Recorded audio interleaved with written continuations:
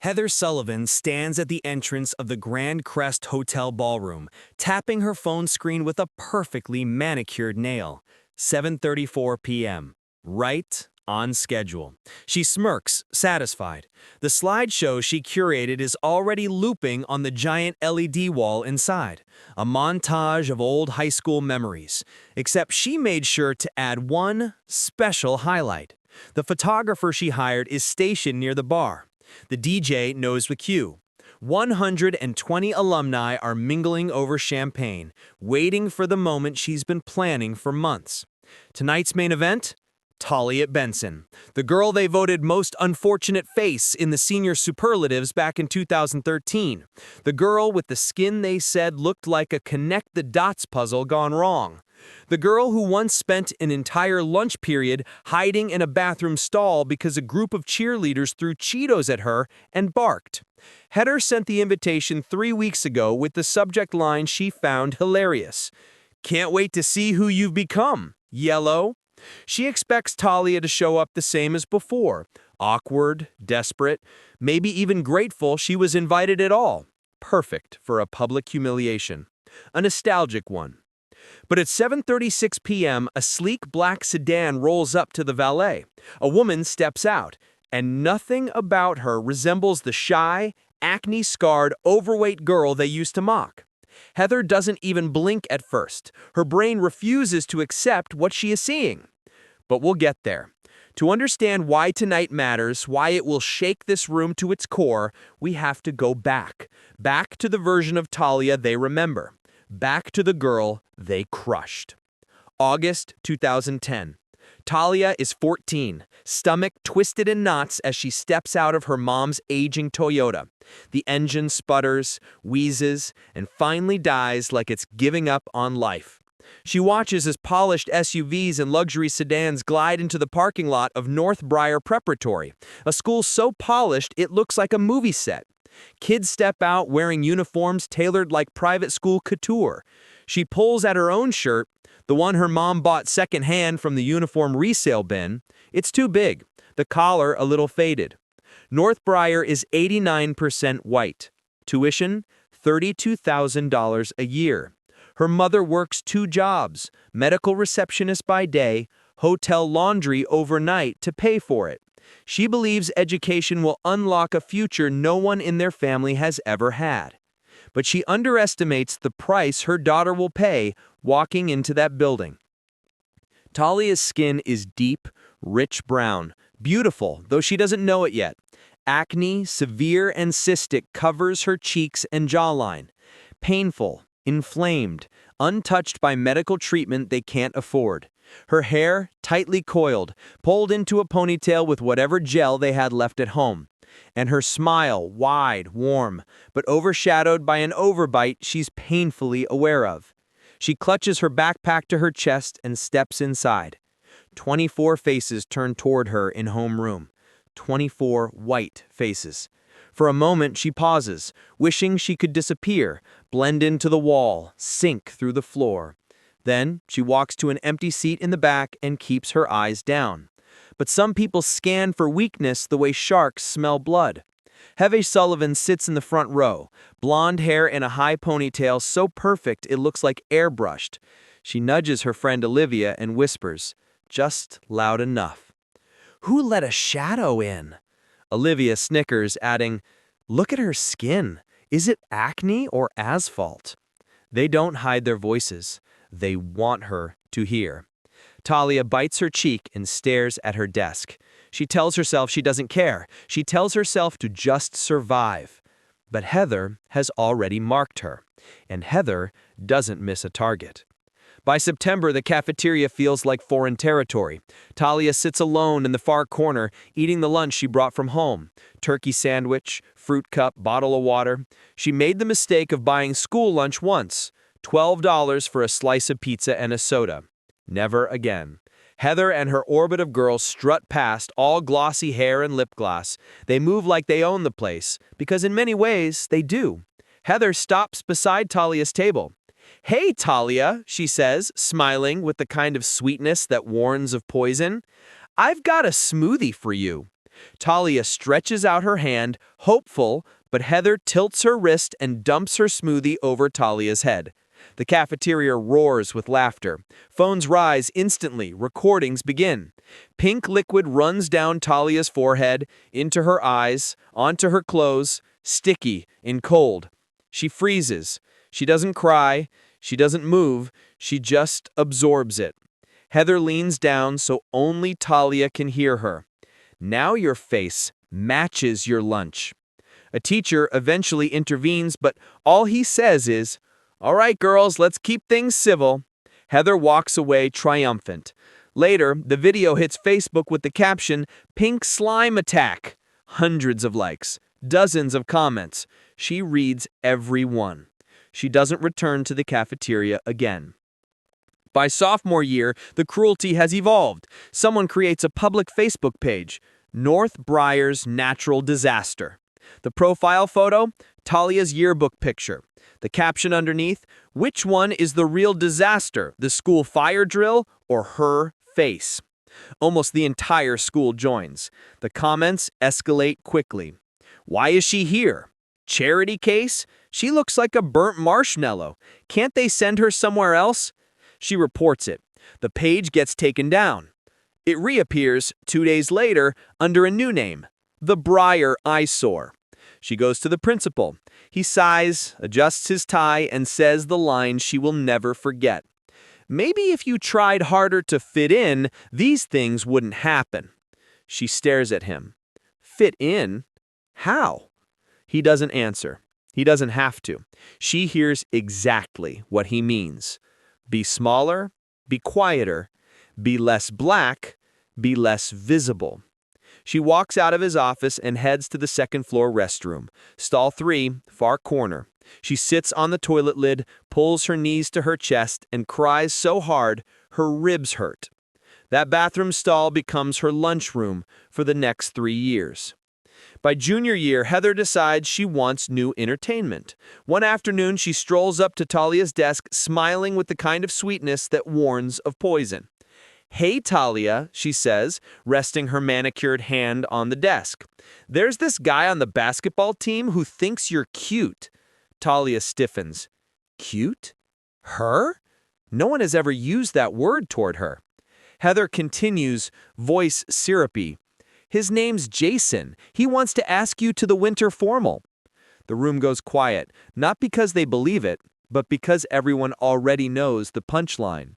Talia doesn't. Not yet. She looks up slowly. "Really?" Heather beams. "Oh, totally. He said he wants to meet you by the gym after school."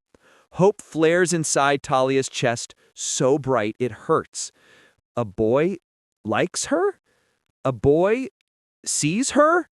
She nods, trying not to smile too hard. "Okay, I'll go." Heather grins. The trap is set. And what happens after school that day will change Talia forever. But that's for section 2. Because right now, outside the Grand Crest Hotel ballroom, that black sedan door closes. A woman steps out onto the pavement wearing heels that look custom-made, with skin smooth as polished obsidian, cheekbones sharp enough to cut glass, and the kind of presence that stops conversations mid-sentence. The bullies inside have no idea what's about to hit them, but they're about to learn. Some ugly ducklings don't just grow up, they transform. Talia stands at her locker after school, hands trembling slightly as she smooths the front of her uniform shirt. She can't stop replaying Heather's words in her mind. Jason wants to ask you to the winter formal. A boy. Cute. Popular. Desired. And he wanted her? It feels impossible, but there was something in Heather's tone. Light, sweet, like she was casually delivering good news. And for once, Talia let herself believe it. Maybe she'd been wrong about her classmates. Maybe someone saw past her acne, her weight, her awkwardness. Maybe all the humiliation, all the loneliness. Maybe something was finally turning around. She checks her reflection in the small mirror stuck inside her locker door. The acne looks especially angry today. Red bumps swelling under her skin, a few whiteheads poking through. Her eyes suddenly sting with doubt. What if it's a joke? No, she tells herself firmly. Heather may be cruel, but she wouldn't go this far. Would she? She ties her ponytail tighter, adjusts her backpack strap, and forces her feet toward the gym. Each step feels like walking into a dream she's afraid to wake up from. The gym hallway is nearly empty, lockers lining the walls, the air thick with the smell of dust and old sweat. Sunlight filters through the high windows, casting long shadows across the tiled floor. Talia stops at the corner. Her heart hammers in her chest. She sees him, Jason Brooks, leaning against the wall near the gym doors.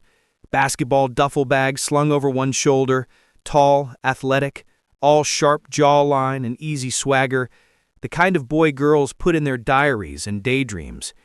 He's scrolling through his phone, oblivious. Talia swallows hard and steps forward. "Hi," she says, voice barely above a whisper. "Jason?" Jason looks up. His eyebrows lift in confusion, then flatten into boredom. "Yeah?" She twists her fingers together, palms damp. "Heather said you wanted to talk to me." Jason stares blankly. "What?" "Heather said," she blushes, shoulders shrinking inward. "She said you thought I was cute?" For a split second, Jason is still. Then his expression changes, subtle at first. His lips twitch, his eyes widen with realization. And then he laughs. A sharp, ugly sound. "Oh my God," he chokes out, clutching his stomach. "Are you serious? You really thought—" Footsteps echo behind her. Talia turns. Heather and her whole group spill into the hallway, all grinning, all holding their phones. Heather beams like she's hosting a reality show. "Oh my God, she actually came," Olivia squeals, nearly doubling over. "You guys, she really believed it." Talia's stomach drops. Her skin goes cold. Jason wipes tears from his eyes, still laughing. "Yeah, not, sweetheart. I don't date—" He makes a vague gesture toward her entire body. "That." The girls roar. Heather steps forward, her voice sugary poison. "Talia, honey, you seriously thought Jason Brooks wanted to go to the dance with you? A guy who gets scouted by colleges? You?" You shake your head in mock sympathy. "Oh, baby, you're delusional." Olivia snorts. Look at her face. She's actually heartbroken. Talia's vision blurs. She can't tell if it's tears or humiliation or both. A phone flashes. Heather holds hers up, camera recording. "For the record," she says brightly, "this is what happens when the charity case gets ideas." The girls howl. Talia's throat tightens painfully. She wants to run, hide, scream, anything except stand here soaking in their laughter. But her legs won't move. Her voice barely escapes her lips. Why would you do this?" Heather tilts her head, as if honestly pondering the question. Then she shrugs. "Because it's fun." Jason pockets his phone. "You done? I gotta go." He pushes past Talia without looking at her. Heather's smile sharpens. "Talia, listen. Some people are just, not meant for the spotlight. You're more like background scenery." The girls giggle. Or comic relief. Or a cautionary tale. Or the before picture. Heather steps closer, lowers her voice to a whisper that slices through Talia like glass. "You don't belong here.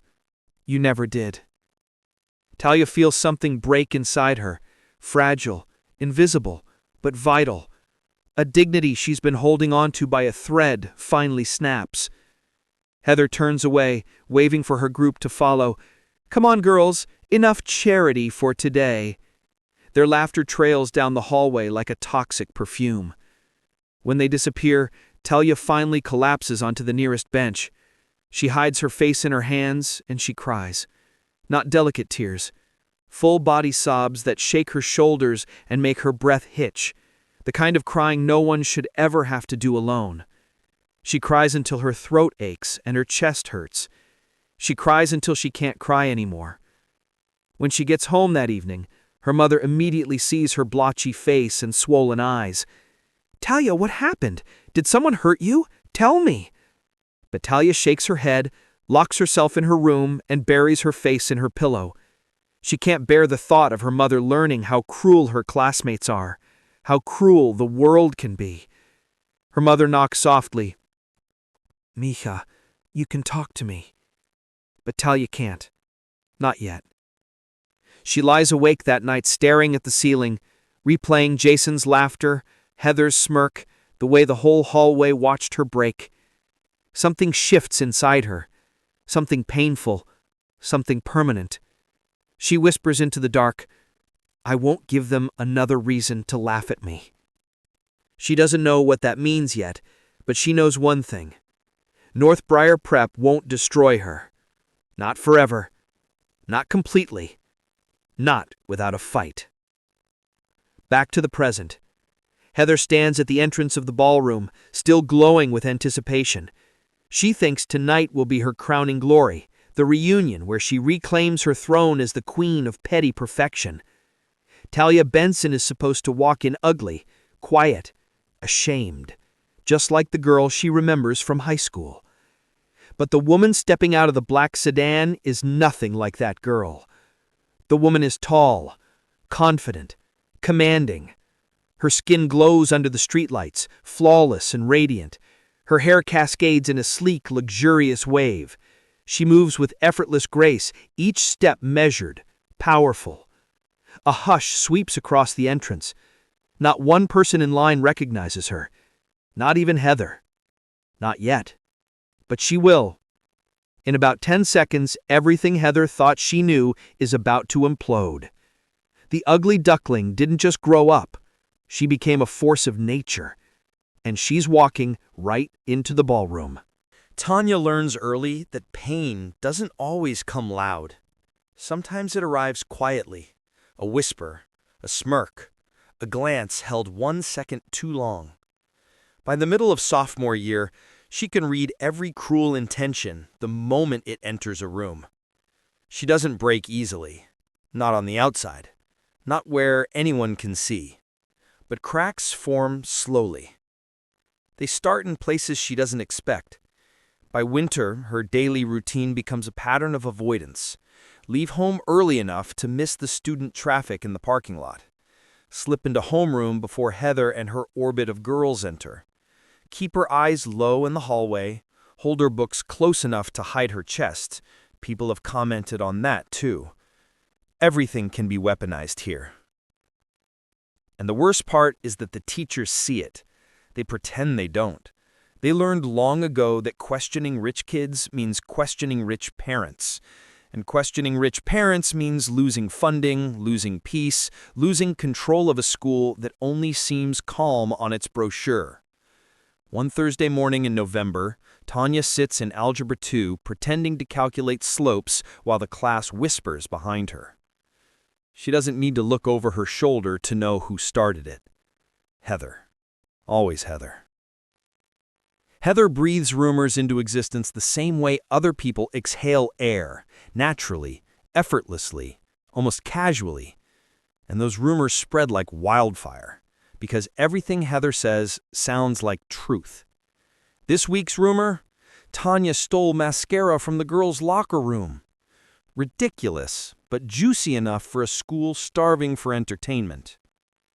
Someone behind Tanya taps her shoulder. She tenses. She knows that tap, the nervous, mocking rhythm of someone who wants attention, wants her reaction. She ignores it. The tap comes again, harder.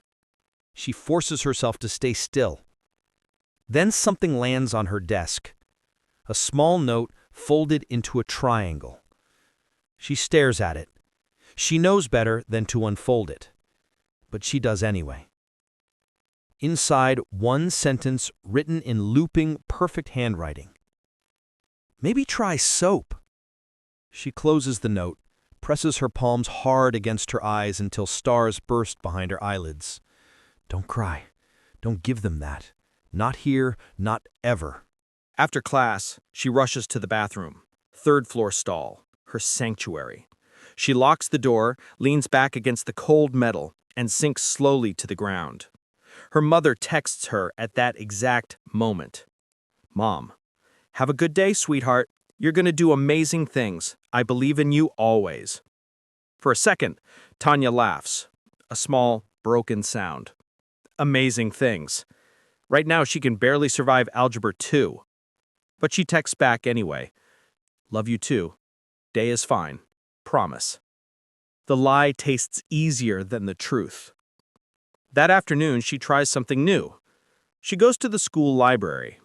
It's quiet there. 2 stories tall, smelling like old carpet and dust and possibility. Nobody bothers her. Most students consider it too boring to hang out in. She wanders into the art section without meaning to. Rows of heavy, glossy books filled with photography, fashion, design. She pauses at a book titled Faces of the World. She pulls it off the shelf. Inside are portraits, hundreds of them, women and men from every corner of the globe. Dark-skinned, light-skinned, brown-skinned. Wide noses, narrow noses, full lips, thin lips, all captured in sharp, luminous close-ups. She flips to a page where a woman stares straight into the camera. Her skin is the same deep shade as Tanya's, her hair natural, her face bare. Beautiful. Not beautiful despite anything. Not beautiful as an apology, just beautiful. Tanya runs her fingers over the page, tracing the curve of the woman's cheekbone, the strength in her eyes. It feels like touching something holy. A reminder that beauty exists in forms she never gets to see at school. At Riverside Academy, beauty has a formula: blonde, thin, pale, symmetrical. Everything Tanya is not. She turns the page and finds more women who look like her. Different, yet familiar. Confident, grounded, unafraid. She feels something stir in her chest, a small pulse, like a match striking in the dark. Hope? Possibility? She's not sure. But she knows one thing. She wants to see more. She checks out 5 books from the photography section, slipping them into her bag before anyone in the library can notice what she's reading. Because if Heather sees her with a book titled Black Beauty in Portraiture, she knows exactly what will happen. They'll turn it into a meme. Again. That night, Tanya stays awake long after her mom has gone to bed. She pores over the books in secret, turning pages gently, almost reverently.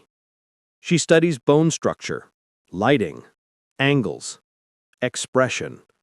Not in the way a model might, more like someone studying the blueprint of an alternate universe where she belongs. And as she studies, something shifts.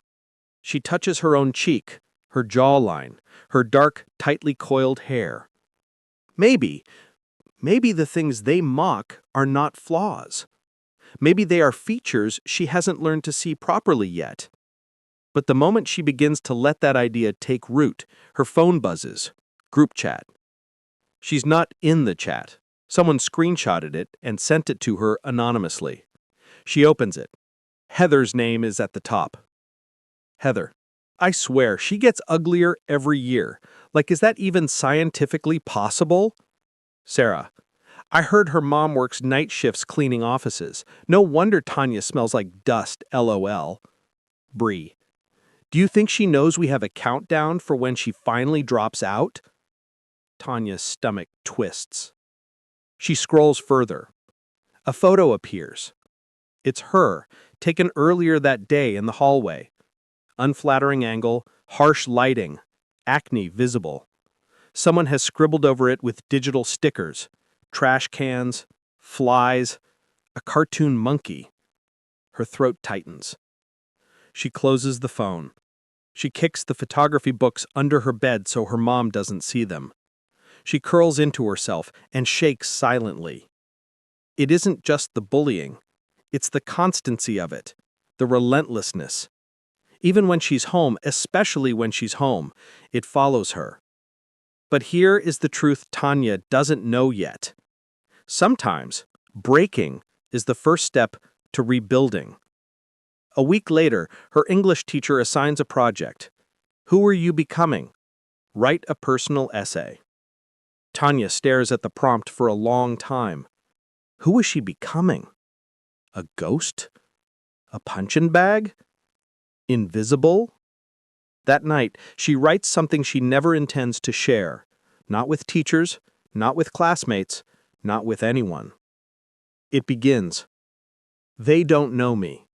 They only know my skin, my acne, my weight, my hair. The things they can point at, the things they can measure. They think these things define me, but they are only the cover of a book they refuse to open. She writes for hours. Words pour out of her, raw, unpolished, furious. By the end, she's crying again. But the tears feel different this time. Not weakness. Release. She hides the essay in her drawer. She turns in a watered-down version for class. But the original, the one she wrote at midnight, becomes something else. A seed. A spark. A beginning. Toward the end of the school year, something unexpected happens. During the annual school assembly, Riverside invites an alumna to speak about her career. A supermodel. Tall, dark-skinned, radiant, bold. Tanya watches from the back row, mesmerized. Here is a woman who looks like the girls in Tanya's library books, confident, powerful, unashamedly herself. When the supermodel steps off stage, students rush her for photos, Heather among them.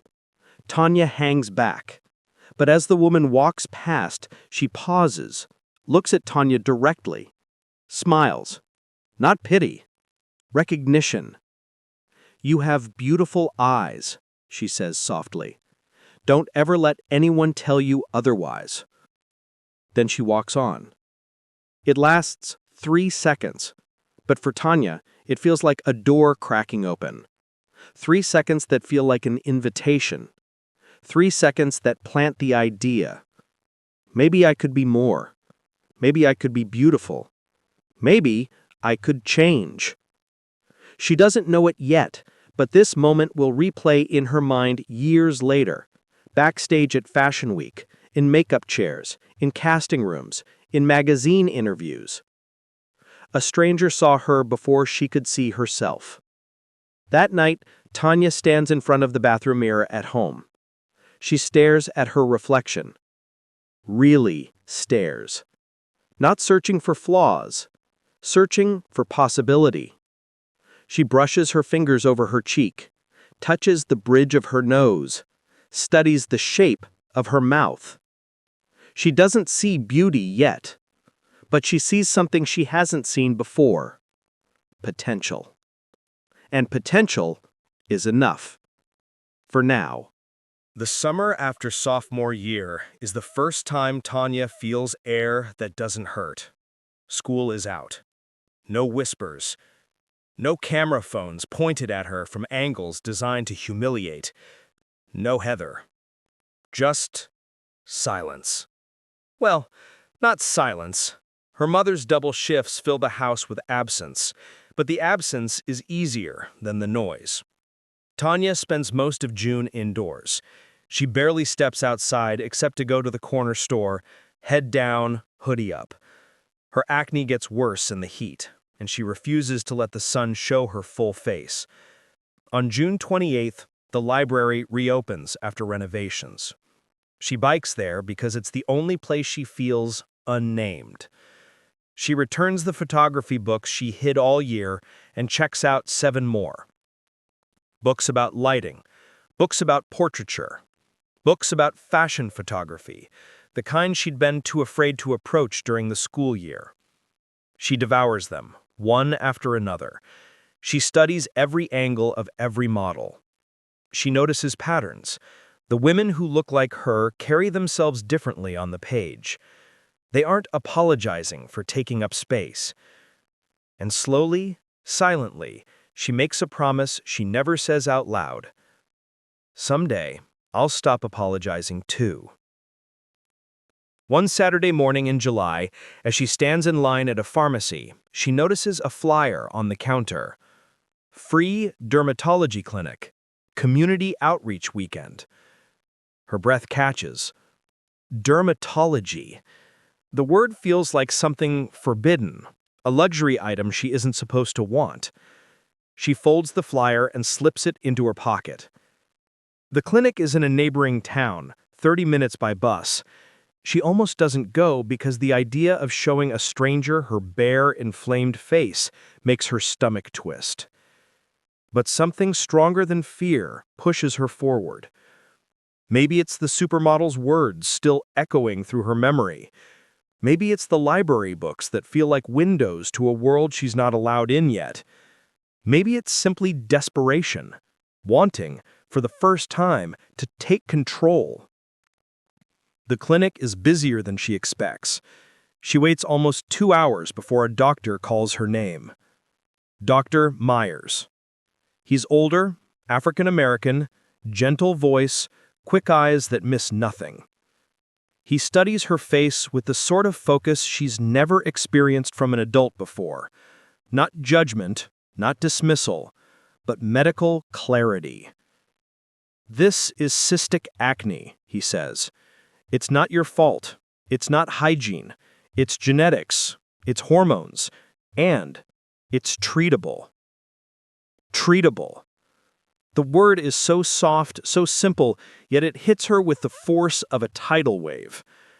For years, she believed her face was her fate, something she was doomed to carry forever because her mother couldn't afford dermatology. Dr. Myers continues, "We have a program for low-income teens. If you're willing to commit to treatment, we can help." Tanya nods quickly, too quickly. "Yes, I want that. I really want that." The doctor gives her a bag filled with sample medications and schedules monthly visits. The treatments sting, dry her skin, peel layers she didn't know could peel, but she doesn't care. For the first time in her life, she is doing something for herself. Something that isn't survival. Something that might be transformation. By late August, her acne hasn't cleared. Not fully, but the swelling has gone down. The angry redness that once covered her cheeks has faded to faint marks.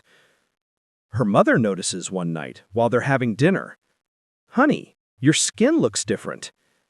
Tanya forces herself not to flinch. Compliments are dangerous. They make her hope.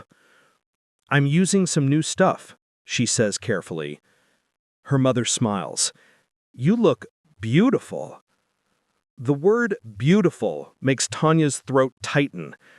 She murmurs, "Thanks," and pretends not to see her mother's eyes glisten. Her mother has always wanted better for her. Tanya knows the guilt she feels. Guilt for not being rich, for not providing the ease that other mothers bought their daughters. Tanya wishes she could tell her the truth, that she never blamed her, that she only blamed the world. Junior year arrives, and for the first time, Tanya walks into Riverside High School with something she's never had before. A sliver of self-awareness. Not confidence. She's not ready for that word yet, but awareness. She straightens her posture. She ties her natural hair back more carefully, using YouTube tutorials she watches in secret. She begins wearing small hoops. Gold ones she bought from a flea market for $5. They make her feel like someone who exists. Heather notices immediately. She always notices everything Tanya does. The first week of school, Heather walks past her locker with Sarah and Bree in tow, smirking. Sarah whispers, "She's trying now. How cute." Heather replies, "Let her try. It won't make a difference." But for the first time, the comments bounce off without sinking too deep. Not fully. The words still land, but they don't bury themselves under her skin the way they used to. Because Tanya has a counterweight now. The books. The doctor. The spark inside her. A new thought begins forming in her mind. Maybe I am not what they say I am. That winter, the school announces an extracurricular fair, an event she usually avoids because participation means visibility. But one booth stops her in her tracks. Portrait Photography Club. A student named Daniel runs the booth.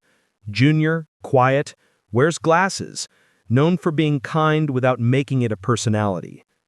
He notices her staring and smiles. "You like photography?" Tanya stammers, I like looking at photos. I don't know anything about taking them." "That's the best place to start," Daniel says. "Want to join?" She hesitates. The club means people. People mean risk. Risk means humiliation. But something inside her whispers, "Try." "Maybe," she answers. He hands her a form. "Meetings are Thursdays after school. Show up once and see if you like it." She doesn't go the first week, or the second. But on the third Thursday, she stands outside the clubroom door for 6 minutes straight, heart pounding, palms sweating. Finally, she knocks. Inside, she finds 6 students sitting around a table editing photos on laptops. Nobody laughs when they see her. Nobody stares. Nobody whispers. Daniel looks up. "You made it," he says warmly. "Grab a seat. We're practicing lighting today." Something happens in Tanya's chest. Something tiny. Something new. Relief. Belonging. Or the beginning of it. By spring, Tanya becomes the club's unofficial portrait tester. Whenever someone wants to practice taking photos, they ask if she'll sit for them. The first time someone points a camera at her, she freezes. But Daniel is patient. He shows her how photographers work with models. Don't think about smiling. Think about telling the camera something. What? Anything. A secret? A story? A feeling. That afternoon, he captures a photo of her looking straight into the lens, chin slightly raised, light catching the curve of her cheekbone. He shows it to her. She stops breathing. Because in the photo, she looks not ugly, not fixable, not a joke, just real, human, complex, almost beautiful. She stares at the image until her vision blurs. Daniel misunderstands her silence. "Is it okay? If you don't like it, I can delete." "No." Her voice cracks. "Don't delete it." It becomes the first picture she keeps of herself willingly. She hides it in a drawer next to her midnight essay. 2 seeds, both growing. By the time senior year begins, Tanya has changed more than she realizes. Her acne is almost gone. Her posture is straighter. Her hair is healthier, shaped into a curly twist-out she's finally learned to maintain. She's lost weight, not intentionally, but from walking to the clinic appointments twice a week and eating less from stress. But the most dramatic change isn't physical. It's internal. She's starting to believe in a future outside Riverside High School. A future not shaped by Heather's voice. She applies to colleges quietly. Scholarships, grants, financial aid. She works part-time at a smoothie shop to help pay for test fees. She dreams small at first. Then she dreams bigger. Then she dreams in color. By winter, acceptance letters arrive. The first is small. The second is from a community college. The third is from a state school. But one envelope is different, thicker, heavier, prestigious crest embossed in gold. Tanya stares at it. Her hands shake as she opens it, and when she begins reading, her breath catches. She got in.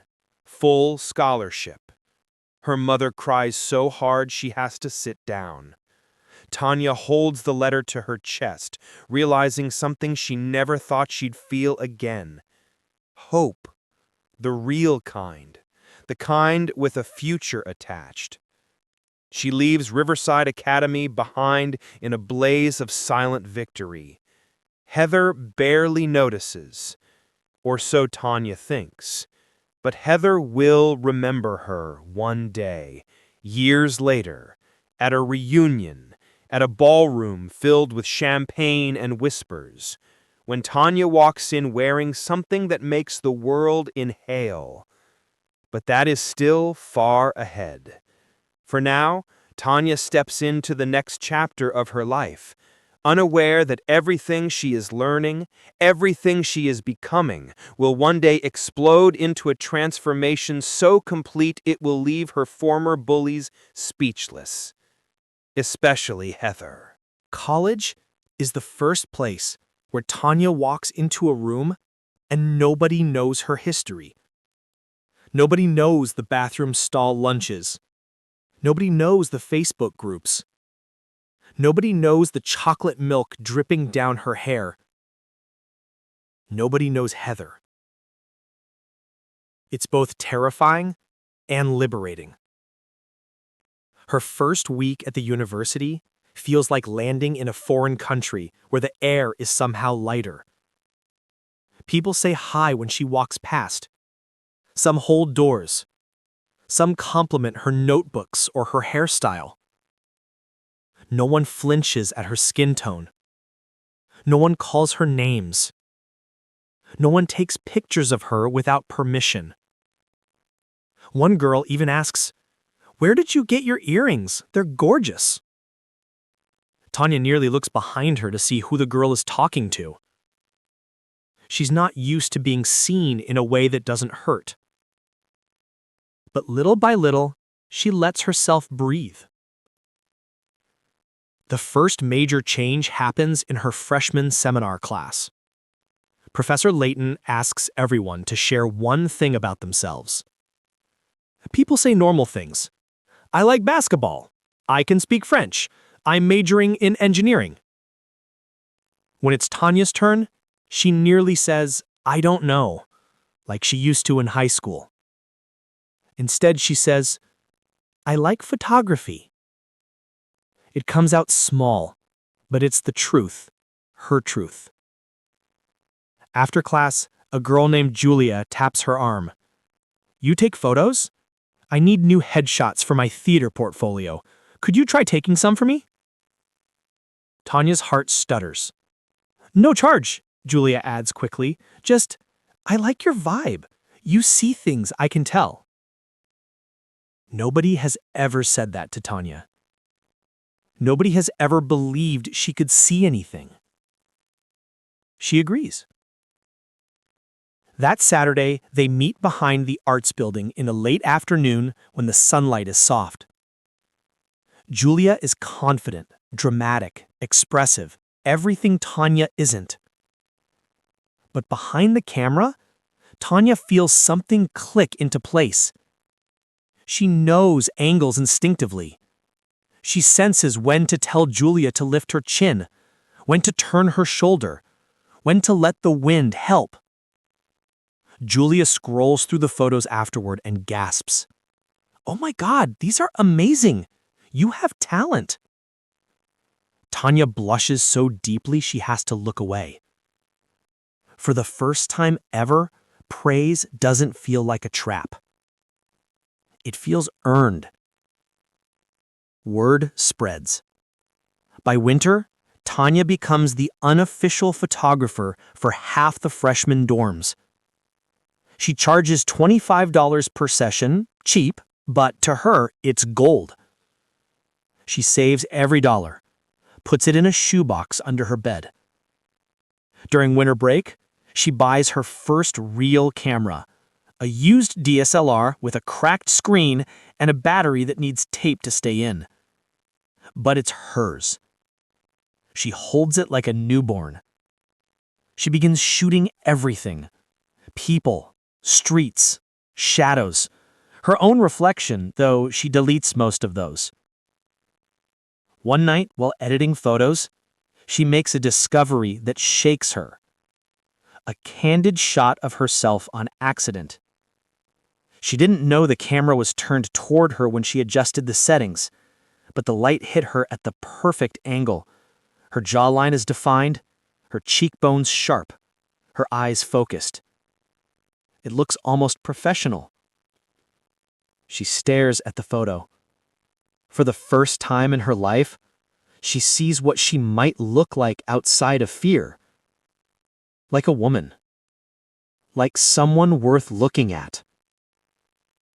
Sophomore year brings something new. Confidence.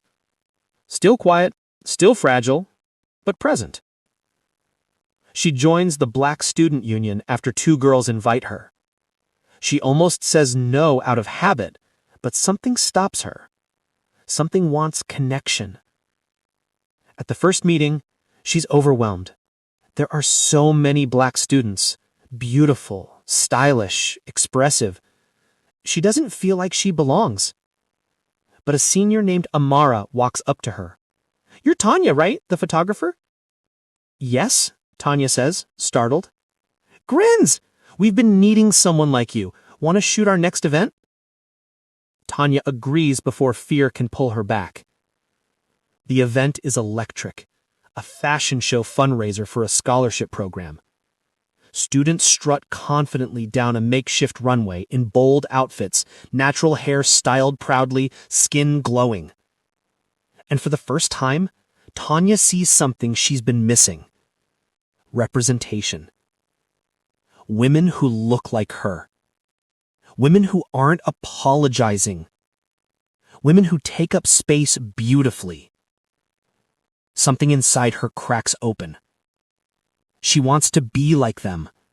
Not in arrogance, but in existence. Amara notices the way Tanya watches the models. "You know," she says teasingly, "you'd look good on that runway." Tanya laughs too quickly. "Me? No. Why not? You've got the bone structure." She says it so casually, but it hits her harder than anything Heather ever said. Bone structure. Nobody at Riverside ever mentioned bone structure. They mentioned acne, weight, skin color, teeth, hair, but never beauty. This is the first time someone plants the idea that she might have it. The seed sits in her heart, waiting. By junior year, Tanya's portfolio gets noticed by a professor who works part-time with a local fashion magazine. He invites her to assist on a shoot. She nearly faints saying yes. The shoot is chaotic. Cameras everywhere, models moving in and out, stylists adjusting outfits. Tanya is overwhelmed, but she watches everything, learns everything. Halfway through, a model calls out from the makeup chair. "My stand-in didn't show up. We need someone with her skin tone for light tests." Everyone looks around. The professor glances at Tanya. "Are you comfortable?" he asks gently. She is not. Not even close. But she nods. She sits in the chair. The makeup artist lifts her chin. The photographer adjusts the reflector. The stylist squints thoughtfully. "Beautiful undertones," someone murmurs. Tanya almost looks behind her again. They're talking about her? The camera clicks. Flash. Another click. Flash. She's trembling, but the photos come out stunning. The photographer whistles. "Who's this? Why isn't she in front of the camera professionally?" Amara's words echo. "You've got the bone structure." Tanya feels something ignite, small but fierce. Maybe beauty wasn't something given. Maybe it was grown into. Senior year changes everything. A model at the shoot, Leela, asks for Tanya's number. "You need representation. My agency works with new faces all the time. You've got the look." The look. Tanya hears her younger self whispering from that bathroom stall, "They'll never see you." but someone sees her now. She sends the agency a few photos. They email back the next morning. We'd like to meet.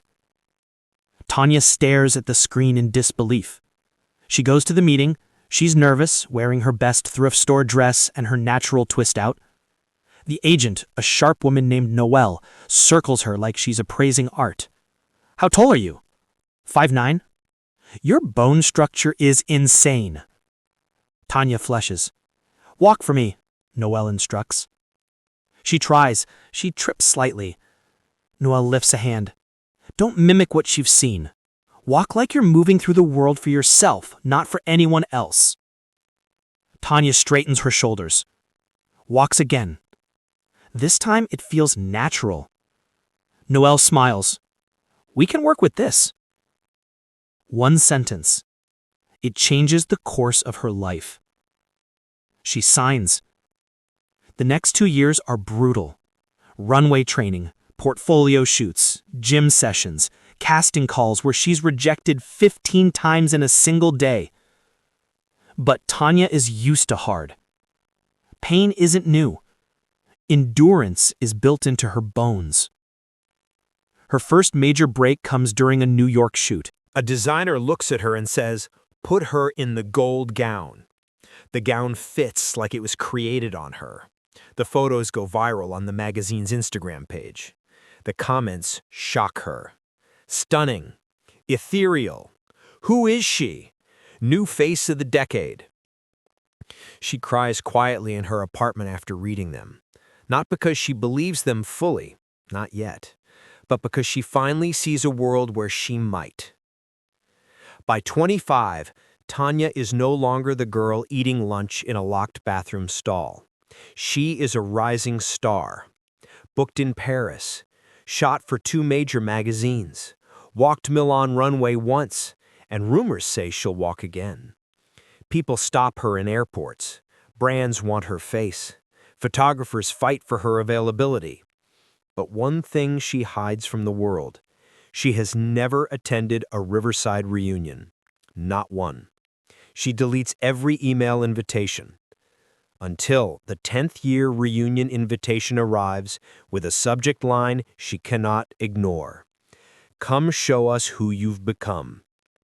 She recognizes Heather's writing instantly. A smile, sharp and knowing, spreads across Tanya's lips. They wanted her back then to laugh at her. Now they want her back to mock her again. But this time, she isn't the girl in oversized uniforms. She is Tanya Bennett, Supermodel, and she is done hiding. She books a flight home. The reckoning begins. The morning after the investigation leaked to the press, the world outside the Whitmore mansion transformed from a sanctuary of manicured tranquility into a battlefield of flashing cameras, screaming reporters, and helicopters thundering overhead. What had begun as whispers about a sick child had erupted into a national spectacle overnight. Sophia stood at the upstairs window, holding onto the curtains with trembling fingers. The driveway below was flooded with satellite vans and shouting journalists pressed up against iron gates, waving microphones as if they were weapons. Signs hung high above the crowd. Justice for Elias. Expose the truth. Rich or poor, children deserve safety. And then the ones that made her stomach twist. Money can't buy a conscience, Vanessa. What is the Whitmore family hiding? She didn't feel vindicated. She felt sick. The world wasn't supposed to know. Not like this. Not yet. Behind her, she heard shuffling feet. She turned to find Richard standing in the hallway, half-dressed, holding his tie as if he'd forgotten what ties were even used for. Dark circles sagged under his eyes. His phone buzzed constantly, vibrating like an angry insect in his palm. Sophia swallowed. "Are you okay?" "Okay?" Richard let out a hollow laugh. "My board of directors wants an emergency meeting. My lawyer's on line 1. My PR team's on line 2. My wife is—" He stopped himself. "And there's a mob outside demanding answers I don't even have yet." "You didn't leak the investigation," Sophia said quietly. He shook his head. But that doesn't matter anymore. Public opinion fills silence faster than truth can. Sophia nodded, though a knot pulled tight in her chest. She remembered what Cassie, the assistant, had said at the end of the night. Someone inside the house is feeding information to the media. Sophia didn't want to believe it, but the evidence was becoming harder to ignore. Nothing spread this fast without an insider. Richard exhaled shakily. My lawyer says we need to prepare for worst-case scenarios. What does that mean? Custody disputes, corporate backlash, a potential CPS investigation, maybe even criminal negligence charges, depending on how Vanessa spins this. Sophia froze. Criminal? Don't worry, he said quickly. This isn't about you. You've done nothing wrong.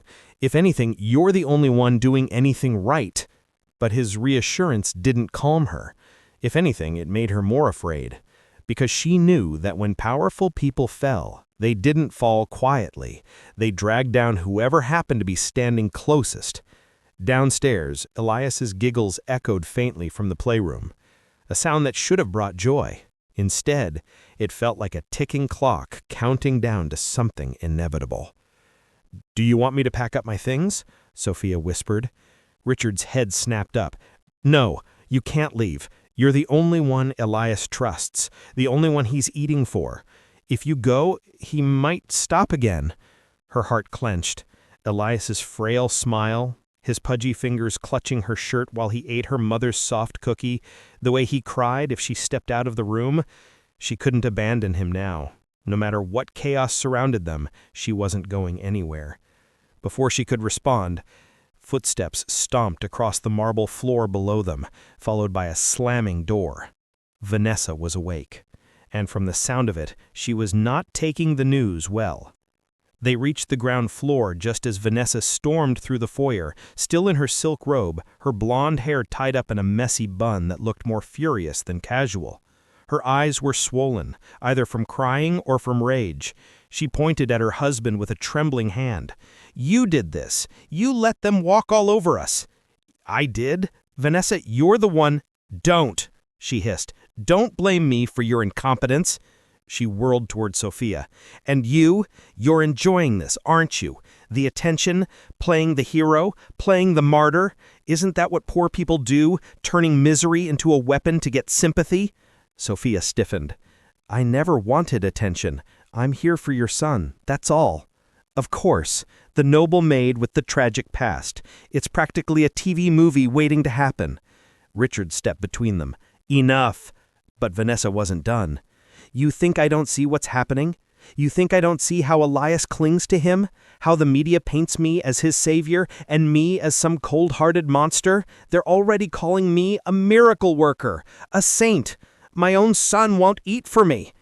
The words hung heavy in the air. Raw, honest, terrifying.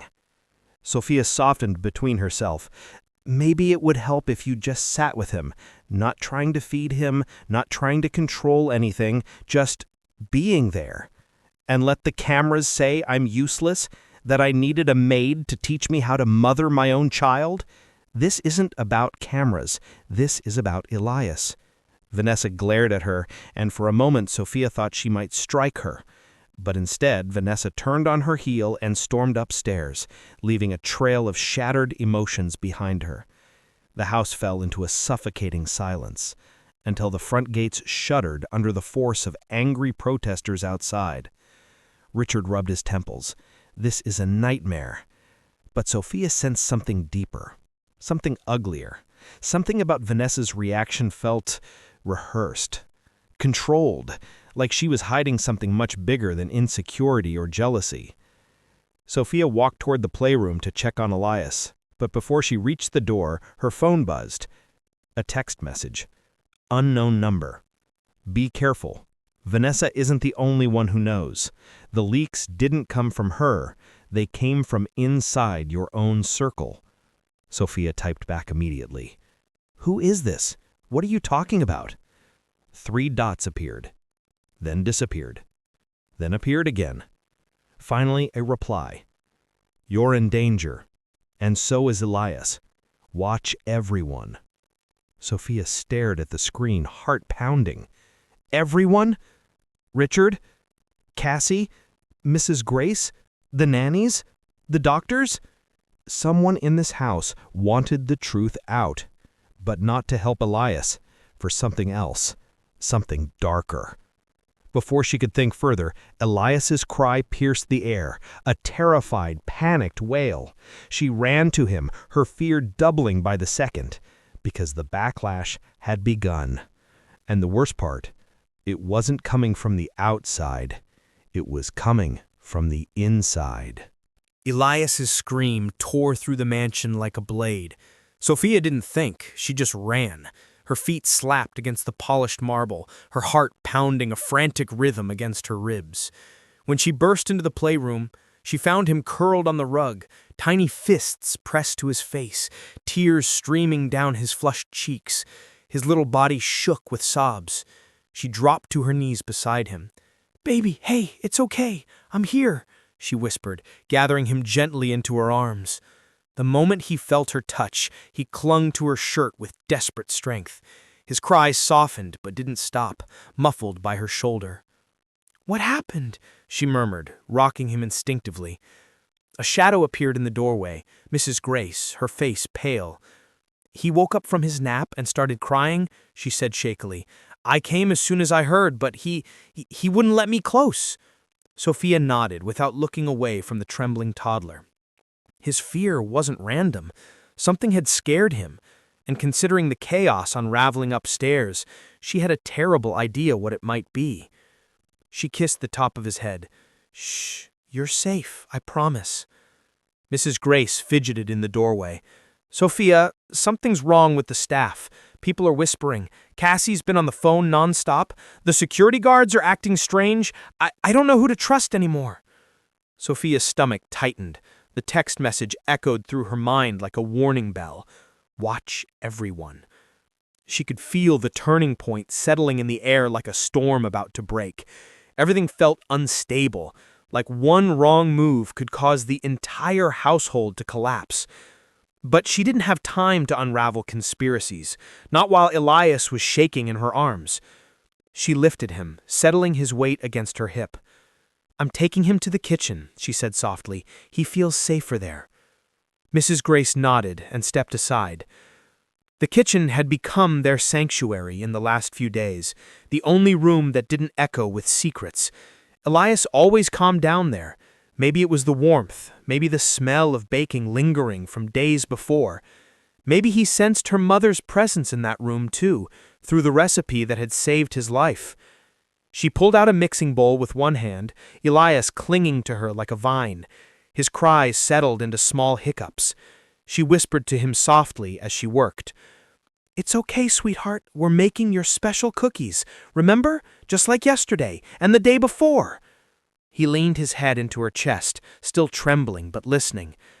She mixed flour, butter, sugar, simple ingredients, nothing expensive or exotic. Yet these cookies had done what world-renowned doctors and miracle diets couldn't. She hummed softly, an old lullaby her mother used to sing while baking. Elias's tiny fingers unclenched slowly, muscles easing. By the time she slid a tray of cookies into the oven, he was calm again. His big brown eyes blinked up at her, still red from crying. "Sophia," he said. Her heart lurched. He had only said her name twice before. Hearing it now, fragile, trusting, felt like a vow she couldn't walk away from. She kissed his forehead. "I'm right here." Just then, the back door swung open and Cassie hurried in, nearly tripping over her own feet. Her usually perfect ponytail was a disheveled mess. "Oh, thank God," Cassie gasped, rushing toward them. "Sophia, you need to come quick. It's Richard. He's in trouble." Sophia stiffened. "What happened?" Cassie wrung her hands. "His board called an emergency virtual meeting and someone leaked documents, financial reports, emails. It's bad." "Leaked," Sophia repeated slowly. "Again?" Cassie nodded frantically. "They're saying he covered up Elias's condition, that he hid medical negligence, that he tried to silence people." "That's ridiculous," Sophia snapped. "I know," Cassie cried, "but perception matters more than the truth to those people." Sophia bounced Elias gently as he reached for her necklace. Her mind raced. Where's Richard now? In his office. He's furious and scared, and she lowered her voice. He thinks Vanessa is behind the leak. Sophia shook her head. No, it wasn't her this time. Cassie froze. Then who? Sophia hesitated. She couldn't reveal the text message. Not yet, not until she understood who she could trust. Did you leak anything, Cassie? Sophia asked quietly. What? Of course not. Sophia studied her face. She seemed sincere, but Sophia had already learned that sincerity meant nothing in a house full of secrets. I'll go to him, she finally said, but I'm taking Elias with me. Cassie blinked. To the office? Are you sure? He panics if I leave his sight. Cassie nodded. Okay, hurry. As she hurried through the mansion, Elias tucked against her hip, Sophia felt something new coiling inside her. Strength, resolution. But fear was still there, but now it sharpened into something more powerful. She wasn't just protecting a child anymore. She was protecting the truth. She reached Richard's office and knocked. Come in, came his strained voice. She stepped inside to find him standing at his desk, fists clenched, paper scattered across the surface. His laptop screen glowed with angry board members frozen mid-argument on the paused conference call. He looked older than he had yesterday. When he saw Sophia with Elias, his expression softened, then tightened with guilt. I'm sorry he got scared. This whole thing, I'm failing him. Sophia stepped closer. You're not failing him. You're fighting for him. He sank into a chair and rubbed his eyes. Someone leaked confidential financials. The board thinks I used company funds to cover up Vanessa's mistakes. But you didn't, Sophia said. No, but they want a scapegoat, and I'm convenient. Elias reached out with his free hand and touched Richard's sleeve. The man looked down in surprise, then placed a gentle hand over the tiny fingers. Something silent passed between them. A plea. A promise. Richard swallowed hard. Sophia, if anything happens to me, will you keep looking after him? Please. Sophia felt her breath catch. Nothing is going to happen to you. Just promise me. She tightened her arms around Elias. I'll protect him with everything I have. Richard nodded, relieved, broken, grateful all at once. Then something beeped. Sophia looked down. Her phone. Another message. Same unknown number. You can't trust him either. The truth is buried deeper than you think. Check the medical files. Room in the East Wing. Before they disappear. Sophia felt the blood drain from her face. Medical files. Disappear. Someone was trying to erase the truth. Richard noticed her expression. Sophia, what's wrong? She stared at him, torn between telling him and hiding it. If he wasn't the leaker, this would help him. If he was, it could destroy her. She chose caution. For now. I need to take Elias and feed him, she said quietly. The cookies are almost ready. She turned toward the door. But before she stepped out, she glanced back at Richard, sitting alone in the wreckage of his life, and couldn't help wondering, was he a victim or a villain wearing a victim's face? Sophia walked down the long corridor toward the kitchen, heart pounding, the unknown texture's warning burning through her mind. The turning point had arrived, and she could feel the truth closing in. Like footsteps behind her, she couldn't bring herself to turn toward. Sophia waited until Elias finally fell asleep. His small body curled into hers, his breath soft and even. She stayed still for several minutes, listening, making sure he was fully under. The cookies had helped. The familiar warmth in his stomach, the simple flavors he trusted, it had grounded him enough to rest. When she gently laid him in his crib and tucked the blanket around him, a piece of her heart stayed lying there beside him. She brushed his curls once, twice. I'll fix this, she whispered. Then she slipped out of the nursery like a shadow. The mansion hallways were dim. The night staff had retreated to their corners, The daytime staff had gone home, and Richard was locked in his office fighting fires. Vanessa, still in the ICU, had no idea her son had screamed himself hoarse, or that her empire was beginning to crack. Sophia's footsteps were silent on the thick Persian carpet as she headed toward the East Wing. The unknown text echoed inside her mind. Check the medical files before they disappear. She reached the east hallway. This part of the mansion felt older, less renovated, like it hadn't been touched since before the Whitmores became billionaires. Dark wood panels lined the walls. The air smelled faintly of dust and lavender. At the end of the hall stood a small locked door. She tried the handle. Locked. She looked around. No cameras, no staff. Then she spotted something on the side table beside the door. A ring of keys. Sloppy. Or deliberate. She picked them up and tried the first key. It clicked. The door swung open with a soft creak. Inside was an old-fashioned storage room, dusty shelves, boxes, filing cabinets. A single bulb flickered overhead like something out of a horror film. Sophia stepped inside, pulling the door closed behind her. She found the cabinet with a gold label, Whitmore, Medical. She pulled the drawer open. Her breath caught. There were folders, dozens, each labeled with dates going back 2 years. Some thick, some thin, all with Elias's name. She grabbed the most recent. Lab results, scans, doctor recommendations.